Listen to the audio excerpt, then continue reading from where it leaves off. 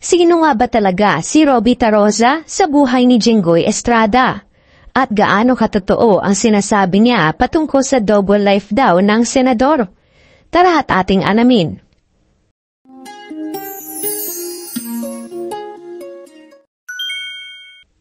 Matapos pumutok ang controversial na pahayag ni Robby Taroza laban kay Senator Jinggoy Estrada, maraming tanong ang biglang lumutang.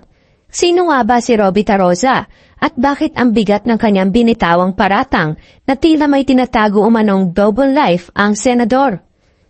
Kahapon September 13 ay naglabas ng ibang klaseng pasabog si Robby. Sa kanyang Facebook post, diretsa niya sinabi, "Jinggoy, mag-resign ka na. Kundi I will be forced to tell the country about your double life. You are one of the reasons ba't kami naghiwalay. I have all the receipts, dear. Try me. Pareho lang kayo ng ex ko, baboy." Matindi ang mensahe.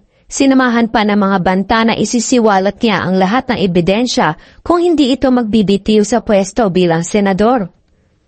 Ayon pa kay Robby, may kaugnayan umano si Jinggoy Estrada sa kanyang ex-partner na si Joed Serrano noong panahon ng kampanya ni FPJ taong 2004. Sa kanyang mga post, idiniin niya isa ito sa dahilan kung bakit nauwi sa hiwalayan ang kanilang mahabang relasyon. Sa kabila nito, nananatiling tahimik si Serrano at wala pang inilalabas na pahayag hinggil sa issue. Magmula nang pumutok ang issue patungkol sa korupsyon sa DPWH flood control projects, naging mainit ang pangalan ni Jinggoy Estrada nang malaman na isa siya sa mga senador na kasama sa Senate Blue Ribbon Committee na siyang mag-iimbestiga sa mga DPWH contractors. Kaya naman bago pa magsimula ang hearing, ay nagbigay na siya ng disclaimer speech dahil marami ang kumukwestiyon kung bakit siya kabilang sa investigasyon, gayong dati na siyang nasangkot at nakasuhan ng plunder kaugnay ng PDAF scam.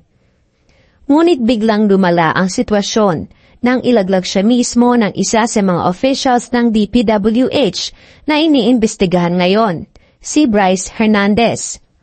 Sa testimonya ni Bryce, tahasan niyang sinabi na tumanggap umano si Jinggoy ng halagang 355 million pesos mula sa mga flood control projects.